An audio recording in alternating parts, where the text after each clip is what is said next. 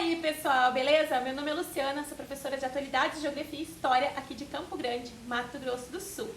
E hoje eu vou dar seguimento à minha série de vídeos sobre atualidades. Bom, o tema da aula de hoje vai ser sobre as fake news e o analfabetismo funcional e suas consequências em como as pessoas elas reagem em situação de risco, como o que a gente está vivendo agora, essa situação de pandemia. Para a gente poder falar sobre o tema, eu vou ter que esclarecer alguns conceitos com vocês.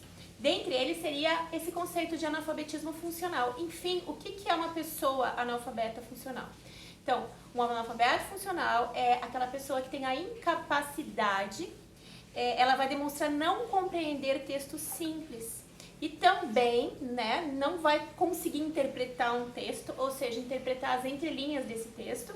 E também, às vezes, não consegue fazer operações matemáticas simples, ou aquele déficit de aprendizagem na matemática básica. Então, essa é a definição do analfabetismo funcional. Bom, e qual o papel da educação na sociedade hoje? Porque se a gente for falar de analfabetismo funcional, a gente tem que entender qual o papel da educação, se todos têm acesso a essa educação, se existe realmente uma democratização da educação.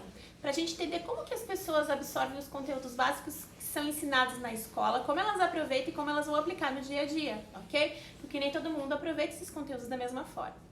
Bom, qual é o papel da educação, então, na sociedade? A educação ela é feita para socializar as pessoas, para construir o ser social, para construir neste ser social a ética e a moral, certo?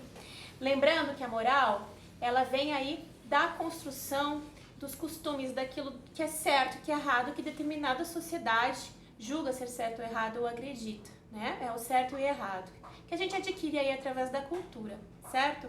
E a ética, o agir ético, ou seja, tem diversas definições, mas entre elas a ética é, em si, o estudo da moral e como tu vai agir com aquilo que tu aprende da moral em sociedade. Tu vai ser uma pessoa ética, tu vai usar a tua moral, Então a educação ela serve para isso.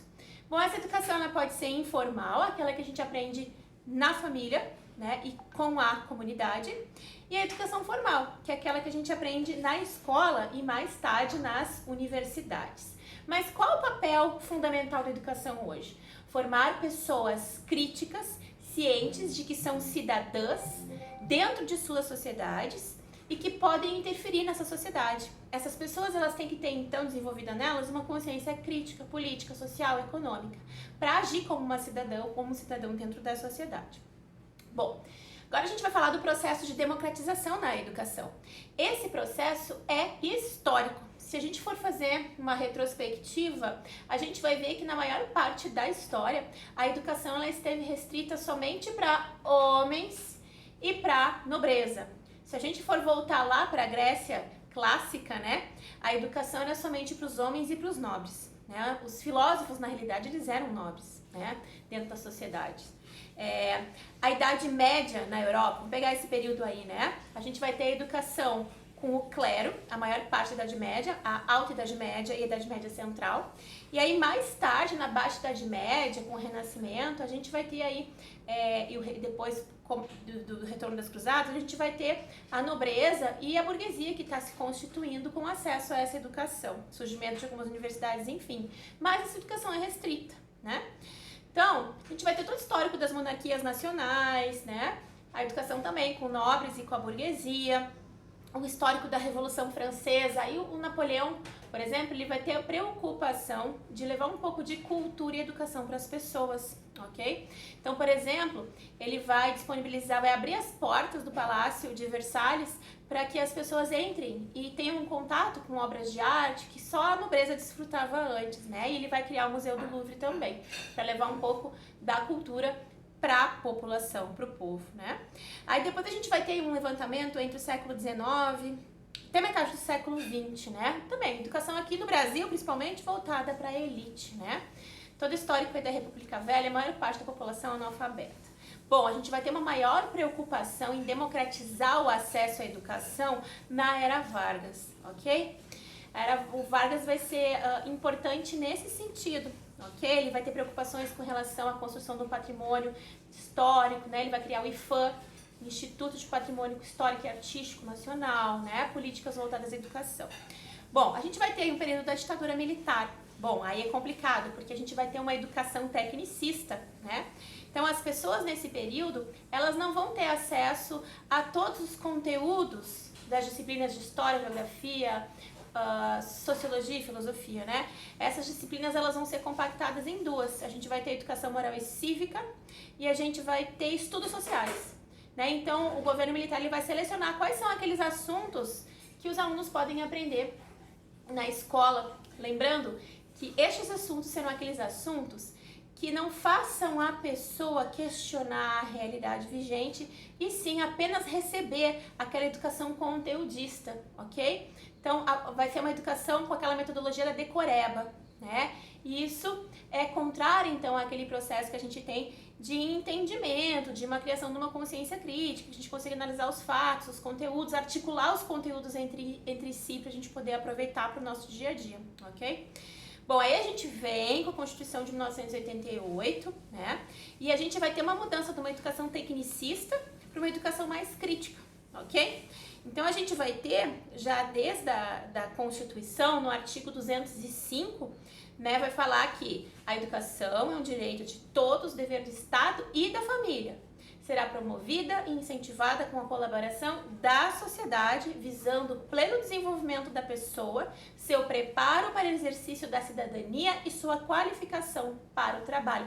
Então, pela Constituição de 88, a educação ela visa o pleno desenvolvimento da pessoa humana, preparar ela para a cidadania e para o trabalho, ok? E também a gente vai ter o artigo 206 na Constituição de 88. Esse artigo vai falar o seguinte: que o ensino será ministrado com base nos seguintes princípios: igualdade de condições e acesso e permanência na escola, liberdade de aprender, ensinar, pesquisar e divulgar o pensamento, a arte e o saber, pluralismo de ideias e concepções pedagógicas e coexistência de instituições públicas e privadas de ensino. Tá? E por aí vai, ok? Então, lá na Constituição de 88, a gente vai ter então, né, o artigo 205 e 206, né, estabelecendo, né, essas normas relacionadas à educação. E aí a gente vai ter lá em 96 a LDB, Lei das Diretrizes e Bases da Educação. Né? A LDB ela foi criada no governo do Fernando Henrique Cardoso e a LDB ela vai configurar, né, a educação para uma educação com um viés mais crítico, né? Então, a gente tem a educação definida pela Constituição Federal e pela LDB, a Lei de Diretrizes e Bases da Educação, que é a Lei número 9.394 de 1996, tá?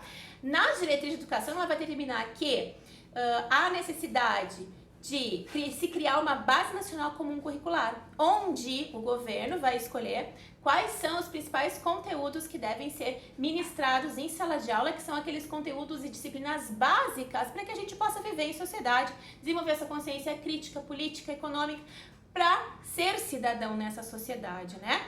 E também a LDB vai determinar a criação de um Plano Nacional de Educação de 10 em 10 anos, né? Este plano, né, ele vai vir com a proposta de garantir direito à educação básica de qualidade para todos os brasileiros, a universalização do ensino obrigatório, a redução da desigualdade e a valorização da diversidade dentro da escola, ok? Então, esses são os princípios básicos aí, tá?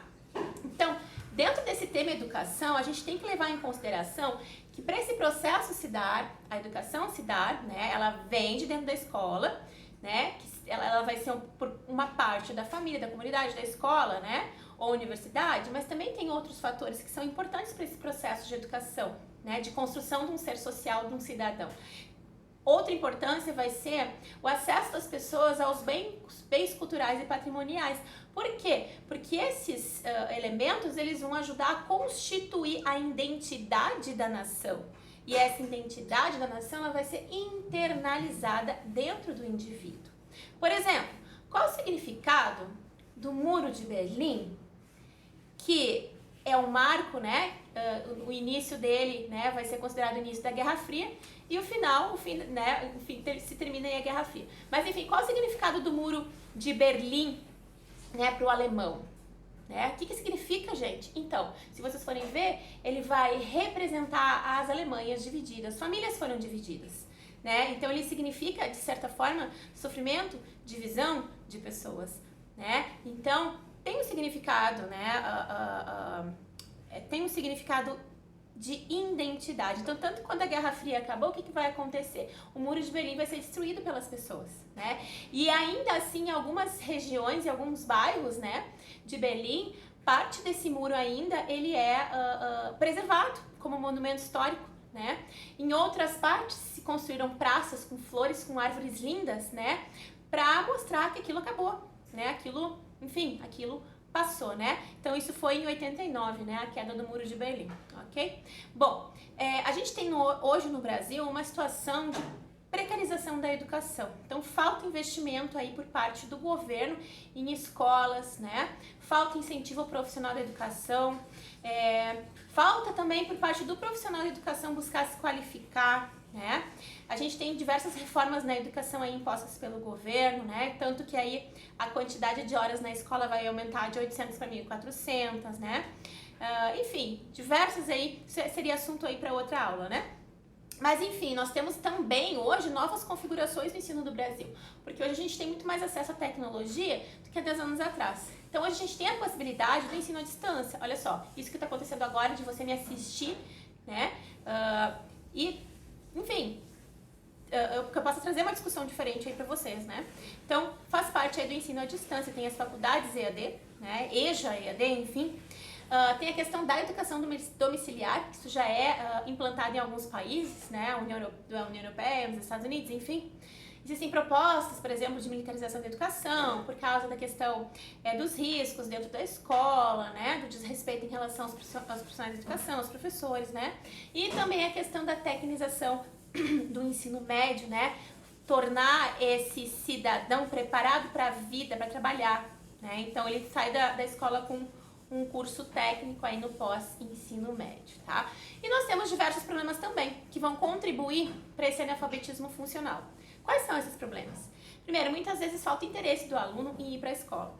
O contexto familiar do aluno, né, dependendo da região onde vive, se é um contexto aí de desigualdade social forte, né, por exemplo, vive numa favela no Rio de Janeiro, a família não incentiva o aluno a estudar, não se esforça para manter esse aluno na escola, né? Então isso é um ponto que afasta o aluno da escola.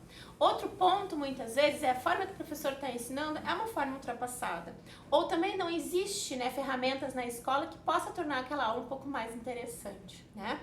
Aí a gente vai ter altos índices de evasão escolar hoje no Brasil, que é um problema que vai contribuir para esse analfabetismo funcional. Então, a gente vai ter até inclusive uma lei que foi criada há pouco tempo, que é a Lei da Evasão Escolar 3.803 de 2019, que vai dizer o seguinte, né, que alunos que tiverem faltas superiores a 30%, tá, eles podem ser notificados para o Conselho Tutelar, né? Quem é que vai fazer essa notificação? A escola, né? Então isso é uma tentativa do governo de tentar evitar a evasão escolar. Mas quais os motivos dessa evasão, além daqueles que eu falei para vocês?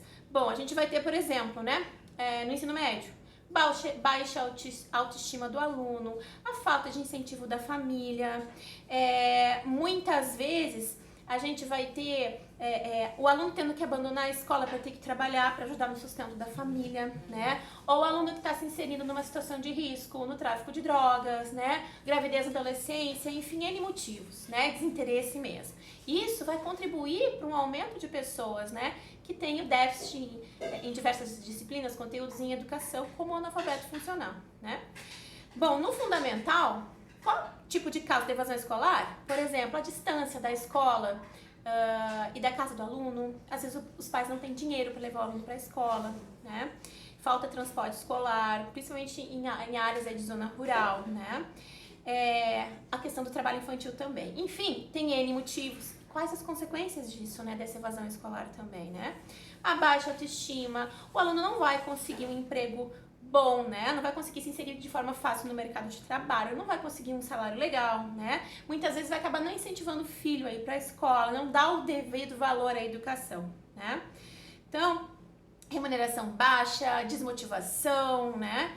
Enfim, e vai aumentar a desigualdade social no país, né? Como uma última consequência. Então, é muito importante, né, o papel da educação na vida das pessoas. Então, hoje, a gente tá num mundo que a gente tem fácil acesso à informação, né? Nós estamos conectados o tempo inteiro pelas redes sociais. E aí, diversos tipos, né, de notícias, de opiniões sobre diversos assuntos, eles ficam se disseminando, né? E as fake news entram nessa questão aí que é importante, né? Então, o que acontece? A gente já tem pessoas com uma defasagem na aprendizagem, no ensino, situação de evasão escolar, né? Então, a gente tem aí a realidade do analfabetismo funcional forte aqui na educação. Só para vocês terem uma noção, 3 em cada 10 brasileiros são considerados analfabetos funcionais, isso é um número muito grande, né? Então, se vocês forem ver, a gente tem as fake news se disseminando. Que tipo de fake news, por exemplo? O movimento antivacina, a negação do aquecimento global, o terraplanismo, por exemplo, né? Enfim, o que acontece? As pessoas, elas acabam acreditando em tudo que vem, né? Elas não questionam o que elas estão vendo, elas não questionam a informação que elas estão recebendo. Elas simplesmente absorvem aquele conteúdo sem se questionar. Pô, mas baseado em que essa criatura está falando isso sobre, por exemplo, o terraplanismo? Baseado em que ele está falando que a Terra é plana e que está flutuando no espaço, né? E que a atmosfera é como se fosse uma redoma de vidro em cima da Terra. Baseado em que essa criatura que está falando sobre o movimento antivacina, que é um movimento conspiratório, enfim, né? Baseado em que ele está falando que isso é verdade? As pessoas não questionam, né? E esse é o problema. E isso faz com que, né, diversas situações aconteçam como consequência. Por exemplo, relacionado ao movimento antivacina, qual a consequência? A volta de doenças já erradicadas. Né? Então, se vocês forem ver, a gente tem aí a volta do sarampo, que já tinha sido erradicado na década de 90, né? O sarampo ele vem para o Brasil aí com os venezuelanos, né, que fogem lá da Venezuela, que é um país que está em crise humanitária, toda aquela situação que é assunto para uma outra aula, né? E vieram, né, pela fronteira ali de Roraima, em Pacaraíma, para o Brasil. Então, como lá existe uma crise humanitária, o governo não teve dinheiro para comprar vacina, as pessoas não se vacinaram, óbvio, né? O sarampo ele volta e entra no Brasil de novo. E aí a gente tem aí um surto de sarampo aqui no Brasil, ok? Então, isso também é uma consequência, além dessa questão, né, da entrada do sarampo pela Venezuela, das próprias pessoas não terem ido se vacinar, porque se as pessoas tivessem tomado vacina antes, o sarampo ele não tinha se disseminado tanto. Então, esse é um ponto observado pela Organização Mundial de Saúde e pelo Ministério da Saúde aqui no Brasil, que as pessoas estão buscando menos os postos de saúde para tomar as vacinas básicas. Então, se associa, né, essa questão aí com o movimento anti-vacinação, né? Enfim, por aí vai, tem a questão da negação do aquecimento global, terraplanismo, como eu falei para vocês. Então, a gente tem diversas N situações de fake news. Então, associada a essa questão do analfabetismo funcional, a pessoa ela acaba não se questionando, se apavorando, né? E, enfim, chegando a consequências, né, drásticas, né? Então, por exemplo, teve gente aí na Europa que quando contraiu o coronavírus, para vocês terem uma noção, elas nem procuraram um posto de saúde, elas se suicidaram. Como assim? Tá, professora, mas você tá falando do Brasil, é Europa? É Europa. Acontece também lá, né? Então, que resultado do que é isso? Ignorância das pessoas, né? Então, por exemplo, será que o brasileiro hoje sabe o que é realmente uma quarentena? Como que tem que agir, né? Como que se ele sair pra rua, ele tem que agir, se ele, enfim, ele pode encostar uma mão no lugar, ele não pode levar uma mão na boca, depois, enfim, se a gente for ver os meios de comunicação, né, parece que a gente está ensinando beabá para a pessoa de como ela deve se portar num ambiente público para não se contaminar. Coisa que a pessoa já devia saber e aprende na escola, entende? Então isso é bem complicado. E as fake news estão se disseminando cada vez mais, né? E sobre diversos aí temas, né? Inclusive também o coronavírus. Bom, por que isso? Porque as pessoas elas preferem privilegiar o pensamento fácil, rápido, preferem o senso comum, não querem pensar, não querem se questionar, porque o raciocínio crítico é difícil, cansa a mente da gente, né? Bom, e outra coisa, a tecnologia ela vai contribuir para esse pensamento pronto, né? Sem um senso crítico. Porque tu recebe, tu vai lá no Google, se tu quiser, tu tem um trabalho escolar pronto ali, é copiar e colar. Mas tu não pensou, tu não aprendeu, né? Tem um vídeo lá, falando sobre qualquer coisa, tá ali, não precisa pensar, é só tu assistir, né? Então, a gente tem toda essa questão aí, né? Bom, vamos pegar essa questão do analfabetismo funcional, né? E como as pessoas reagem numa situação, então, de pandemia, né? A gente tem as pessoas hoje com medo, muito medo, né? As pessoas saem para os supermercados, elas fazem muitas vezes um estoque para 2 meses de comida e não pensam em como as outras pessoas que não têm dinheiro para comprar tanto, aquela pessoa que recebe bem pouco, né? Tem aí dinheiro para comprar comida para uma semana, né? Acabam comprando tudo e não deixando para outras pessoas, né? Então são diversas consequências aí que podem, né, trazer essa questão aí dessa falta de senso crítico das pessoas. Tá? Bom, vamos somar também a situação da saúde no Brasil. A gente sabe que o Brasil hoje, ele tem diversos problemas enfrentados de saúde pública. O nosso governo ele não está preparado para uma pandemia, então é mais um ponto aí favorável para que o governo, né, ele esteja a favor dessa questão dessa quarentena, desse isolamento, que as pessoas fiquem em casa, né? Então, se a gente for ver, a gente tem falta de médicos no país. Né? A gente tem um médico para 470 pessoas disponível hoje. A gente tem 2,3 leitos para cada 1.000 habitantes no Brasil. Imagina numa situação como, por exemplo, da Itália, as pessoas vão morrer aos montes, tá? Não tem remédio disponível para toda a população. Sempre existiu falta de medicamentos no SUS, longas filas de espera. Então, nós temos um problema sério no Brasil, né? Em relação aí à saúde pública, certo? A gente teve a questão do programa Mais Médicos, né? Aí quando o novo governo veio agora, o programa Mais Médicos foi cancelado pelo governo cubano, mas nós ainda temos diversos médicos aqui cubanos que não foram, não voltaram, estão prontos para trabalhar. Inclusive o governo atual já está, né, reorganizando essa questão para a contratação desses médicos cubanos que estão aqui, para que eles possam atuar então no combate à Covid-19, certo? Então isso é uma questão bem interessante, né? Então, a gente também tem essa questão do novo programa Mais Médicos, né? Por quê? Porque aqui a gente vai ter uma prova que está sendo formulada, que é a revalida, que o médico vai ter que fazer aqui no Brasil para provar que ele pode exercer a profissão de medicina.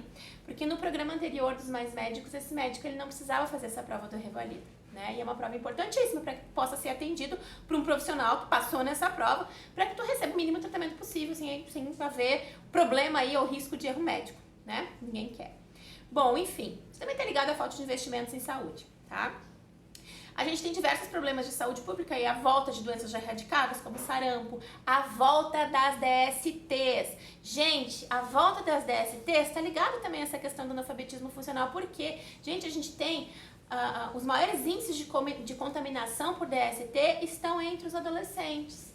Então, a gente tem pessoas, adolescentes que não querem usar camisinha, né, não dão bola pra isso, falam, isso nunca vai acontecer comigo, quando acontece, estão contaminados, né? Então tem diversos aí que contraem o vírus da AIDS, né? Então tem questões aí que são importantíssimas e a gente precisa manter, né? Então a volta do sarampo, a volta da poliomielite, gente, é só levar a criança a tomar as gotinhas, mas tem, né?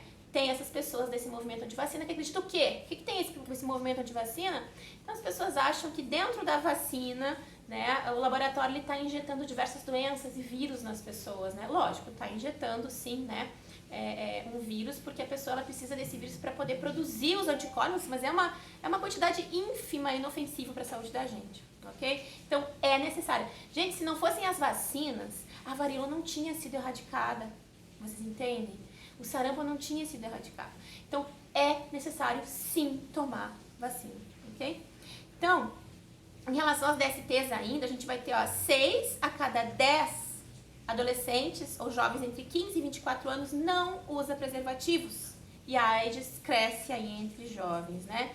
E tem toda aquela questão do incentivo da ONU, tá? A associar a educação sexual dentro dos conteúdos programáticos da biologia, por exemplo, das escolas, tá? Então, por quê? Para evitar a disseminação de DSTs, gravidez na adolescência, entre outras questões. Enfim, nós temos diversos outros problemas aí na saúde pública e tem a questão também da saúde mental, né? Então, o índice de suicídios, né, em 2019 aumentou muito em relação aos anos anteriores, né? Então, dentre aí as pessoas que mais cometem suicídio estão aí adultos entre 20 até 60 anos, por diversos motivos, por depressão, né? E aí a gente tem, dentro dessa questão da depressão, o papel das redes sociais e das fake news, né? Então a gente já se fala, né, em novas psicopatias ligadas, por exemplo, à questão do uso como é que se diz, do uso exacerbado dessas redes sociais, né? Então tem pessoas que postam diversas fotos no Instagram e ficam ali o dia inteiro perdendo tempo para ver quantos likes vai ganhar por determinada foto que postou ou algum comentário que fez. Até hoje o Instagram ele parou com isso, né? Ele não posta mais o número de likes que tu recebe, né? Ele posta, né, que tu recebeu like, mas não o número, né? Então, para evitar esse tipo de situação. Então, tem as pessoas ainda com depressão, né? As pessoas passam tempo demais na realidade virtual, né? E passam menos tempo na realidade e na vida. Se a gente for ver, observar em restaurantes, né? Famílias almoçando ou jantando, cada um dos entes familiares está onde? No seu celular, na rede social. E as pessoas deixam de conversar entre si, né? Então, esse é um problema ruim, né? Tá ligado à saúde mental. Mas, por um outro lado, hoje a gente dá graças a Deus às redes sociais porque a gente está conseguindo se comunicar melhor e eu tô conseguindo passar um pouquinho, então, dessa aula para vocês, ok? Bom, gente, então, o tema da aula principal que eu falei para vocês lá na frente do vídeo, né? Fake news, analfabetismo funcional. Como as pessoas agem, então, em situação de risco, levando em consideração tudo isso que eu falei, né? Então, as pessoas, elas agem com medo, muitas vezes com desespero, né? Ou tomam medidas drásticas demais, né? Entendem errado o que é uma quarentena, às vezes não dão bola, saem na rua e acabam contraindo o vírus, ok? Então, gente, esse acredito que possa ser aí um possível tema, né, de redação em algum concurso público ou até quem sabe no Enem, né? Eu não acredito que não vai ter Enem esse ano, eu acho que vai ter sim, né? O que eu acredito é que ele possa ser adiado devido então a esse surto, né? Surto não, nessa pandemia de coronavírus, né, do Covid-19, que é a doença que ele causa. Enfim, isso é um tema que pode aparecer, ok? Então, eu achei interessante trazer essa discussão para vocês. Deixe o seu like aí no vídeo se vocês gostaram da aula, tá? Se quiserem dar sugestões de outros assuntos para que eu possa abordar aqui com vocês, para a gente conversar. Lembrando que estes vídeos aqui, eles não foram editados. Então, vocês podem escutar som de vizinho falando, eu tenho 3 gatos passando atrás de mim, miado, ou a minha filha falando alguma coisa. Mas, enfim, isso é um pouquinho do meu trabalho que eu quero passar para vocês, para deixar os dias de vocês melhores nessa quarentena, porque tem gente aí que não sabe mais o que fazer. Eu já tô aqui, ó, cansada de ficar em casa, mas tem que ficar, então a gente tem que achar alguma coisa para fazer. E também, o principal, para vocês não se desmotivarem, porque concurso público tá aí, Enem tá aí, vestibular daqui a pouco tá aí. Vai ter sim, gente, vai atrasar um pouco, mas vai ter. E você não pode se desmotivar, você tem que continuar estudando para arrasar nas provas. Beijo!